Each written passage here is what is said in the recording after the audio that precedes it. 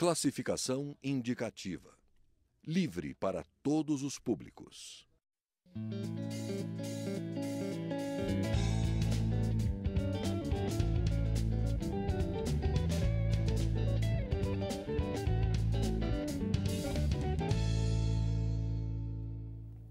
Olá! Uma característica comum nas democracias modernas é a importância cada vez maior do poder judiciário. As cortes dão a palavra final sobre questões relativas ao Estado, à sociedade e mesmo à vida privada. Por isso mesmo, questões como a nomeação e a duração do mandato de magistrados são extremamente importantes. E é sobre esse tema que a gente conversa agora com o deputado Tadeu Alencar, do PSB de Pernambuco. Olá, deputado. Tudo bem? Bom, bem-vindo de novo à Palavra Aberta. Muito obrigado. Deputado Tadeu, o senhor tem uma proposta que trata exatamente de mandatos para a mais alta corte do país, que é o Supremo, não é isso? Exatamente. É uma proposta de emenda à Constituição que ganhou o número de 95, exatamente por entender que era importante aprimorar os critérios de investidura dos ministros da Suprema Corte brasileira. Eu acho que é disfuncional numa democracia que todos os integrantes da Corte Suprema sejam indicados e nomeados pelo presidente da República.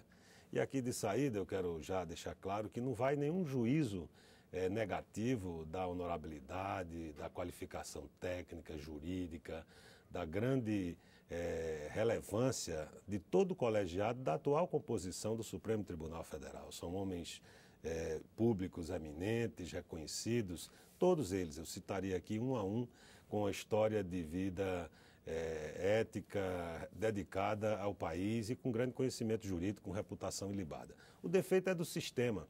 Nós entendemos que esse tipo de indicação a critério exclusivo do presidente da República, ele pode gerar, ao longo dos anos, disfunções.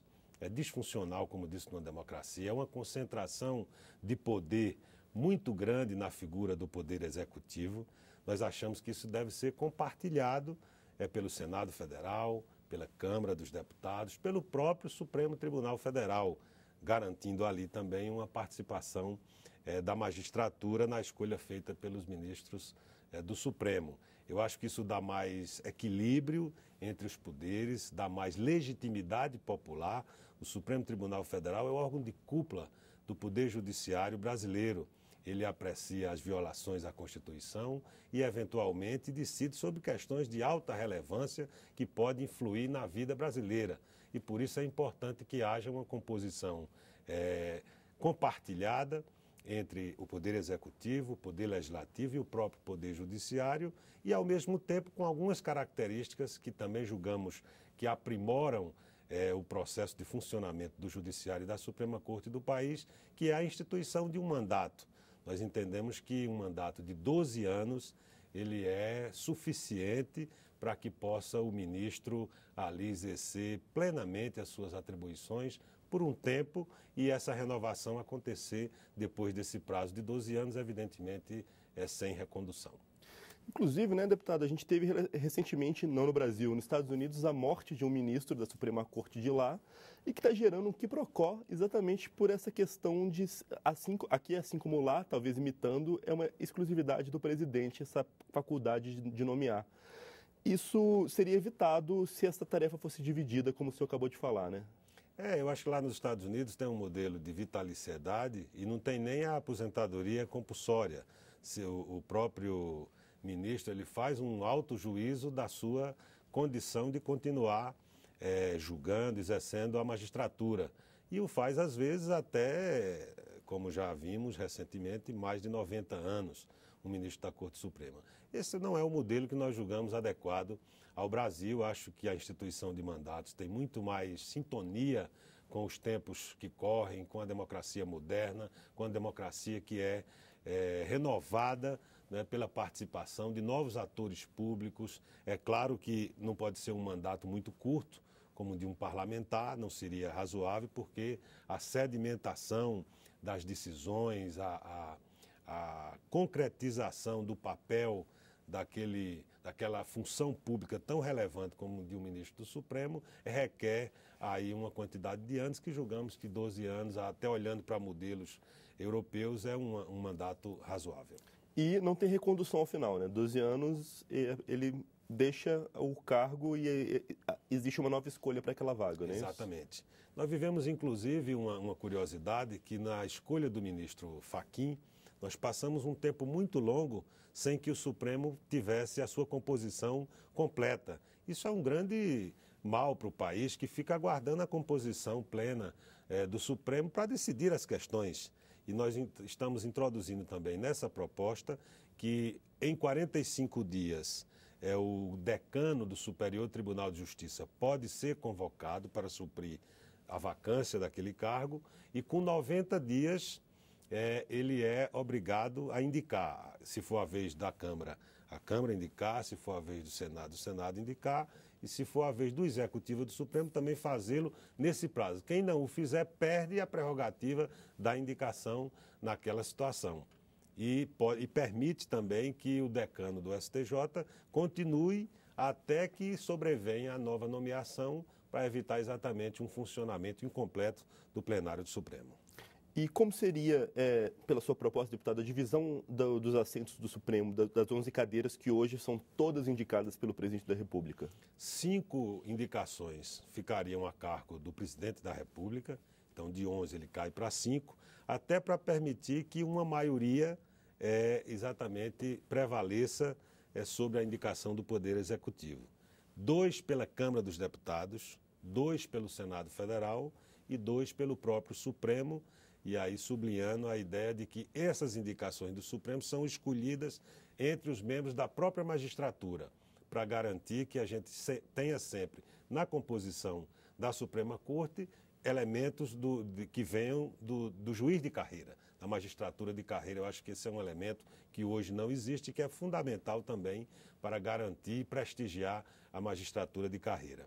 Tem uma alteração também que se faz, que hoje a aprovação se dá pelo Senado Federal por maioria absoluta.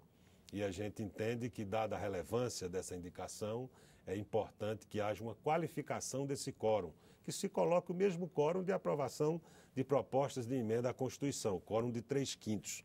Portanto, 5 pelo Executivo, 2 pelo Senado, 2 pela Câmara, 2 pelo próprio Supremo, escolhendo entre membros da magistratura, com aprovação do quórum de 3/5 do Senado Federal, mandato de 12 anos. Achamos que esse é um modelo que aperfeiçoa esse sistema de indicação, de investidura dos ministros da Suprema Corte, sempre ressalvando que não vai aqui, nessa proposta, nenhum sentimento de qualquer negatividade em relação aos eminentes e ilustrados membros da Suprema Corte no presente momento. A tua composição. Deputado, agora, um temor que o pessoal de casa talvez tenha é que existe uma imagem hoje de que o Supremo é a corte mais política do Brasil, né? E de que de que haveria uma politização maior ainda da composição dela. A sua proposta prevê alguma salvaguardas para evitar que talvez critérios políticos se sobrepusessem aos jurídicos, talvez alguma exigência específica? Eu acho que o modelo atual é que é eminentemente político, porque dá a um dos poderes da República a prerrogativa exclusiva da indicação. Eu acho que na hora que você democratiza, você tem um equilíbrio nas indicações e tem mais um detalhe importante que eu esqueci de mencionar. As indicações feitas pela Câmara, pelo Senado, elas não necessariamente elas não podem versar sobre quem esteja exercendo o mandato. Então, um deputado no exercício do mandato não pode ser indicado para ministro do Supremo Tribunal Federal. Assim se dá também nessa proposta com relação aos senadores detentores de mandato e que tenham exercido o mandato até 4 anos. Então, a gente dá uma garantia de que não vamos ter alguém que está no exercício do cargo parlamentar trabalhando em seu próprio favor para ser indicado ao Supremo, que hoje é o que acontece com o Tribunal de Contas da União, que nós entendemos que é algo que precisa ser aperfeiçoado também, exatamente para retirar esse critério de uma politização menor nessas escolhas. Afinal de contas, estamos tratando da Suprema Corte, do Supremo Tribunal Federal e, portanto, reclama que também aqueles que tenham ocupado cargos de proeminência na administração pública, como ministros de Estado, Procurador-Geral da República, presidente do Conselho Federal da Ordem dos Advogados do Brasil, esses também, até 4 anos, tendo ocupado esses cargos, ficariam privados de poderem ser indicados para ocupar um cargo de ministro do Supremo, que é outra garantia que eu acho que é importante ter na proposta. Então, e de certo modo, haveria bem mais salvaguardas do que existem hoje, né? Não tenho dúvida de que isso foi pensado. Inclusive, é importante dizer que há uma comissão especial funcionando, a qual a nossa proposta que veio depois se juntou. Ela está apensa à PEC principal, tem de vários outros parlamentares, inclusive uma proposta do atual governador Flávio Dino, que na época era deputado federal, tem do deputado Cunha Lima, de vários outros deputados. São várias propostas, mas a gente procurou, estudando essas propostas, estudando modelos no direito comparado, colocar na nossa proposta, que é a PEC 95, aquilo que entendemos que reunia as melhores ideias a respeito do assunto. Lembrando, pessoal de casa, que é a PEC 95 de 2015. De 2015. Se alguém quiser procurar no site da Câmara. Deputado Tadeu Alencar, nosso tempo acabou já, infelizmente, né? Palavra Aberta é um programa curtinho. Obrigado, deputado, mais uma vez pela sua presença e volte sempre, por favor. Muito obrigado pela oportunidade, foi um prazer. Prazer é nosso, deputado. Eu sou Juliano Pires e este é o Palavra Aberta. Você pode conferir esta e outras edições do programa no site câmara.leg.br/palavra aberta. A gente fica por aqui. Até mais.